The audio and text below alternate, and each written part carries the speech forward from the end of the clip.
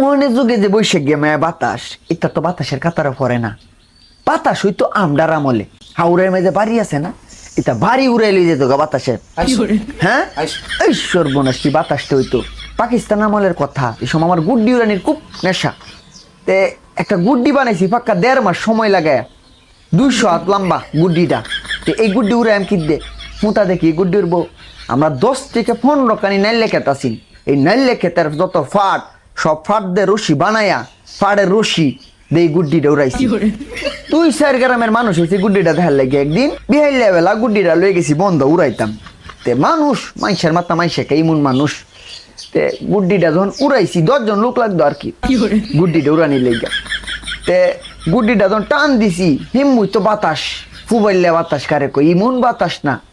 বাতাসে যখন টান শুরু হচ্ছে সিটি বিটে গুড্ডি লিয়ে যেতেছে। আমরা 10-20 জন মানুষ আটকে রাখলাম পাতাছি না গুড্ডিটা। শেষ মেশ না পাইরা সবাই তো ছেড়ে দিছে, কিন্তু আমি ছাড়ি না। আমার তো শহের গুড্ডিটা আমি ধরে রাখছি।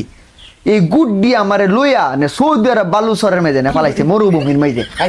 হ্যাঁ এই সর্বনাশ সৌদি আরব নে ফালাইছে আমারে গুড্ডিটা। পরে দে তো হেনকে কাম কাজ করি টিয়া পয়সা কামাইছি। পরে দেই যে বাড়ি ঘর দিতা বানছি বই আর কি বিদেশ। আর এই সময় তত বিমান আসিন না, বছরে একটা বিমান আইলে আইসে নাইলে নাই। এবার বিদেশ গেছিলাম আর কি। আমি এই কাহিনীটাও কইলাম তোর লগে।